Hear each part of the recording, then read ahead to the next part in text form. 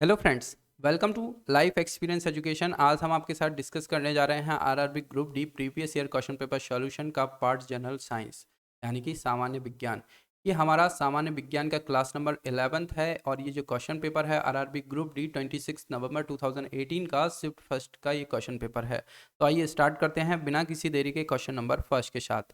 What happens to the force between two objects if mass of both the objects are tripled, यानी कि यदि दो वस्तुओं के द्रव्यमान को 3 गुना कर दिया जाता है तो वस्तुओं के बीच बल का क्या होगा। तो F इक्वल्स टू क्या होगा, F इक्वल्स टू होगा m1 m2 upon are square. ये होता है फोर्स। तो अब बोल रहा है द्रव्यमान को 3 गुना करेंगे, यानी कि ये 3 टाइम्स हो जाएगा और ये भी 3 टाइम्स हो जाएगा सेकंड द्रव्यमान।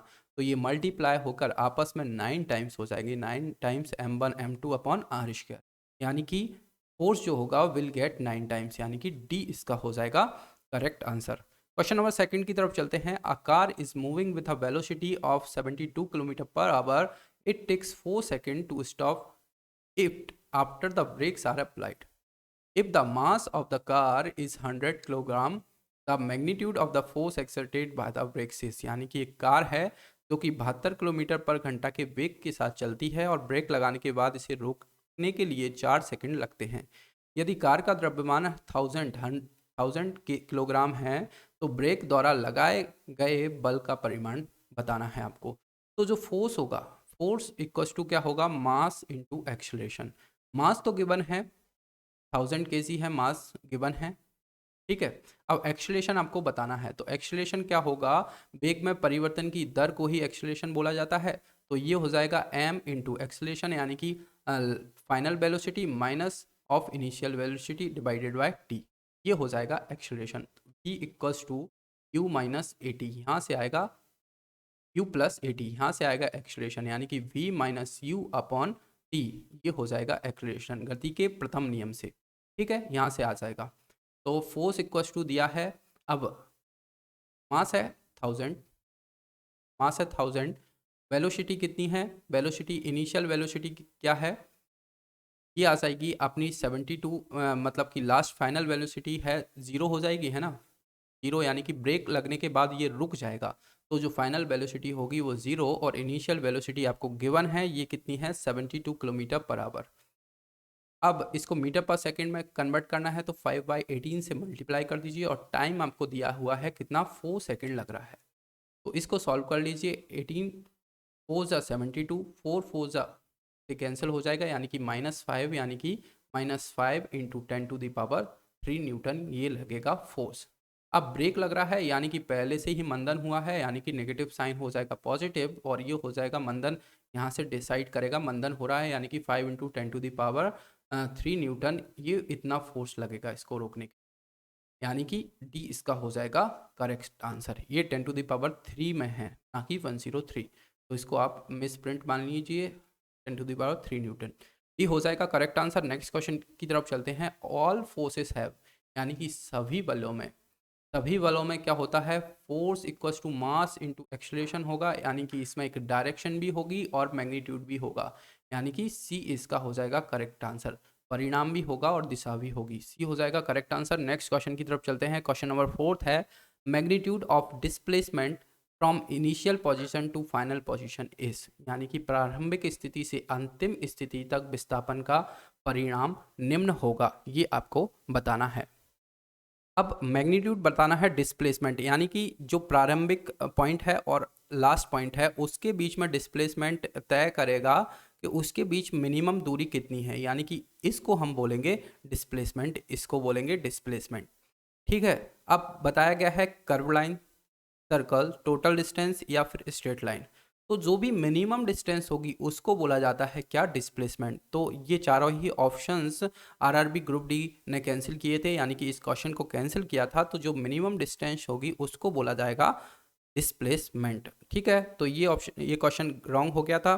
नेक्स्ट क्वेश्चन की तरफ चलते हैं। An object of mass 3m is raise to a height of h above ground level, यानी कि find the potential energy of the object, यानी कि बोला गया है 3m द्रव्यमान की एक वस्तु है उसको जमीनी स्तर से ऊपर की ओर h ऊंचाई तक उठाया जाता है। तो वस्तु की संभावित ऊर्जा या फिर इसको बोला जाएगा स्थितिज ऊर्जा ज्ञात कीजिए। पोटेंशियल एनर्जी को ही बोला जाता है स्थितिज ऊर्जा। तो पोटेंशियल एनर्जी इक्वल टू क्या होगा, एम जी इंटू एच, यानी कि जो भी द्रव्यमान है और इतनी ऊंचाई तक उसको ले जाने में लग रहा है उसको बोलेंगे पोटेंशियल एनर्जी, और ये ग्रेविटी है। तो अब बोला जा रहा है मास क्या है 3m। मास क्या है 3m। गुरुत्वाकर्षण कितना लग रहा है g लग रहा है, और कितनी ऊंचाई तक ले जाया जा रहा है, h ऊंचाई तक ले जा रहा है, यानी कि 3m की h इतना पोटेंशियल एनर्जी लगेगा, यानी कि b इसका हो जाएगा करेक्ट आंसर। क्वेश्चन नंबर 7 की तरफ चलते हैं। विच of the following statements is true for the law of conservation of energy, यानी कि निम्नलिखित में से कौन सा कथन ऊर्जा के संरक्षण के नियम के लिए सही है। तो ऊर्जा का संरक्षण का नियम क्या कहता है, ये कहता है energy is neither created nor be destroyed, यानी कि ऊर्जा ना तो बनाई जा सकती है और ना ही नष्ट की जाती है, यानी कि सी इसका हो जाएगा करेक्ट आंसर। क्वेश्चन नंबर 7 है वर्क हैज डैश, यानी कि काम है। तो काम वर्क जो है, वर्क क्या है, वर्क एक नो डायरेक्शन ओनली मैग्नीट्यूड, यानी कि कोई उसकी दिशा नहीं होती है, कार्य की केवल परिमाण होता है वर्क का, यानी कि बी इसका हो जाएगा करेक्ट आंसर। क्वेश्चन नंबर 8 है which of the following is a use of ultrasonography, यानी कि निम्नलिखित में से कौन सा अल्ट्रासोनोग्राफी का उपयोग है।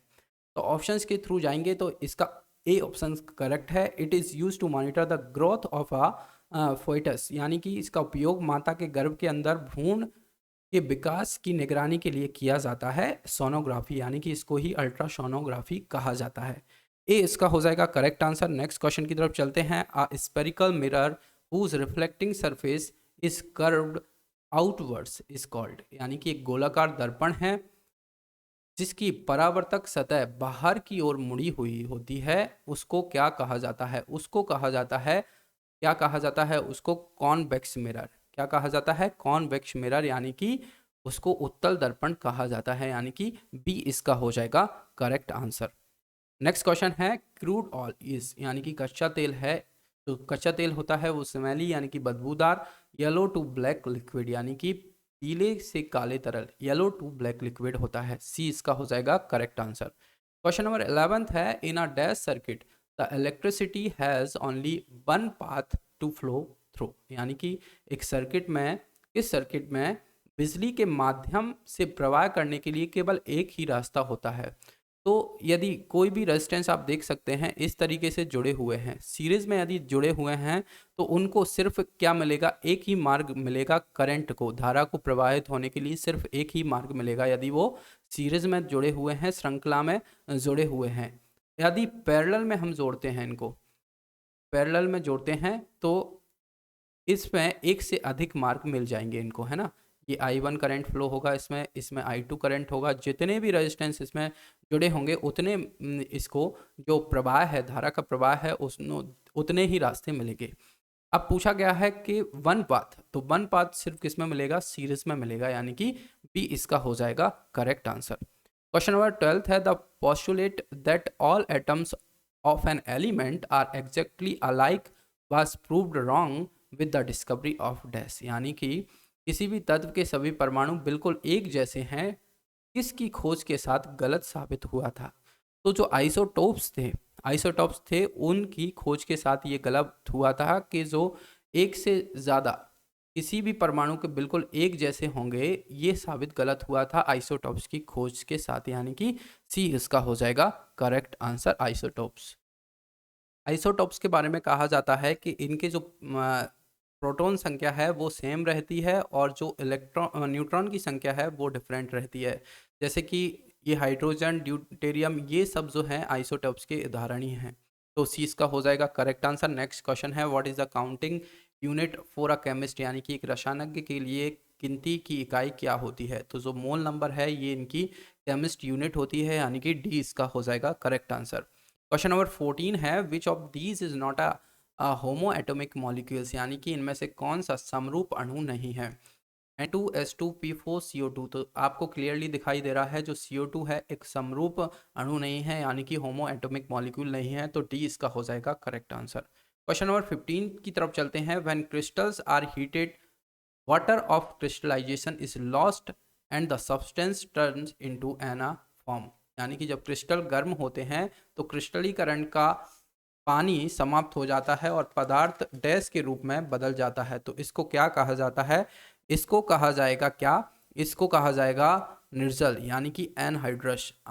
एनहाइड्रस यानी कि ए इसका हो जाएगा करेक्ट आंसर। क्वेश्चन नंबर 16 है what happens to an acid और a base in a water solution, यानी कि पानी के घोल में अम्ल या क्षार का क्या होता है। तो पानी के घोल में जो अम्ल हैं या क्षार हैं, यानी कि एसिड है या बेस है, वो क्या करते हैं? बेस जो हैं वो गिब्स वो देते हैं OH माइनस इन वाटर, यानी कि क्षार पानी में OH माइनस देते हैं। तो डी इसका हो जाएगा करेक्ट आंसर।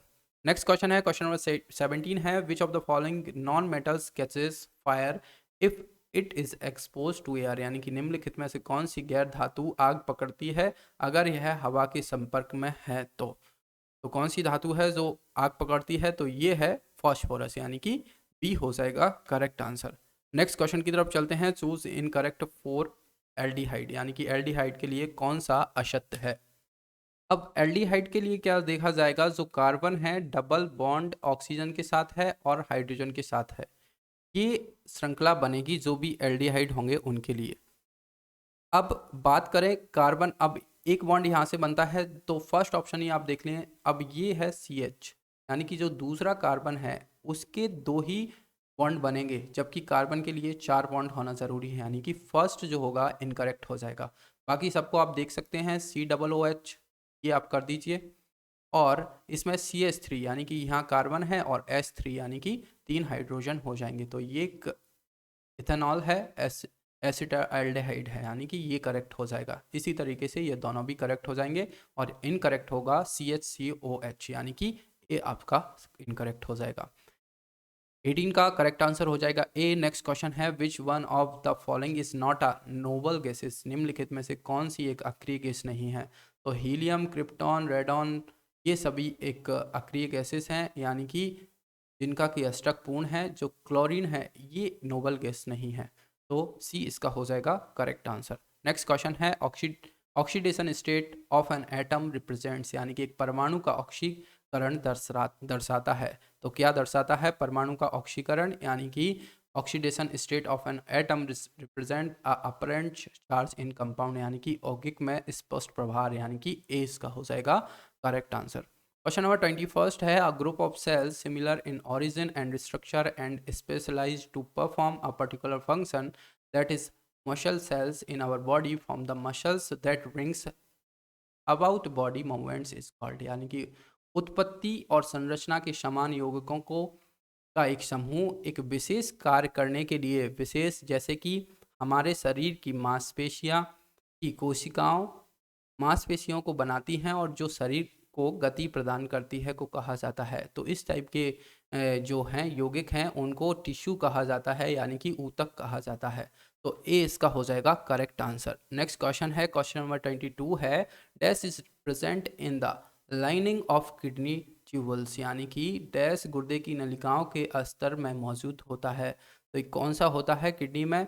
क्यूबोइडियल एपिथेलियम। क्या होता है? क्यूबोइडियल एपिथेलियम, यानी कि बी इसका हो जाएगा करेक्ट आंसर। क्वेश्चन नंबर 23 है dash is not essential for photosynthesis, यानी कि प्रकाश संश्लेषण के लिए क्या आवश्यक नहीं है। तो प्रकाश संश्लेषण के लिए क्लोरोफिल, सूरज की रोशनी, और क्या आवश्यक है? Carbon dioxide. जो O2 है, ऑक्सीजन है, ये आवश्यक नहीं है प्रकाश संश्लेषण प्रक्रिया में, यानी कि बी हो जाएगा करेक्ट आंसर। नेक्स्ट क्वेश्चन है dash carries sperm out of the testis, यानी कि डैश शुक्राणुओं को वृषण से बाहर निकालता है। तो क्या निकालता है? वास डिफरेंस, यानी कि वास डिफरेंस, यानी कि सी इसका हो जाएगा करेक्ट आंसर। क्वेश्चन नंबर 25 है the cavity of Graafian polysize follicle is called, यानी कि ग्राफियन कोप की गुहा को कहा जाता है। तो क्या कहा जाता है इसको? एंट्रम, यानी कि बी इसका हो जाएगा करेक्ट आंसर। कोटर इसको कहा जाता है। ये आज की सीरीज का हमारा लास्ट क्वेश्चन था। लेक्चर आपको पसंद आए तो लाइक और शेयर आप जरूर किया कीजिए अपने फ्रेंड के साथ, और साथ ही में लाइफ एक्सपीरियंस एजुकेशन चैनल के साथ जुड़ने के लिए आप चैनल को सब्सक्राइब भी कीजिए। साथ ही में हमारे सोशल मीडिया हैंडल्स हैं, इंस्टाग्राम, फेसबुक पेज है, टेलीग्राम चैनल है, लाइफ एक्सपीरियंस एजुकेशन नाम से आप हमें यहाँ पर भी फॉलो कर सकते हैं। Thank you.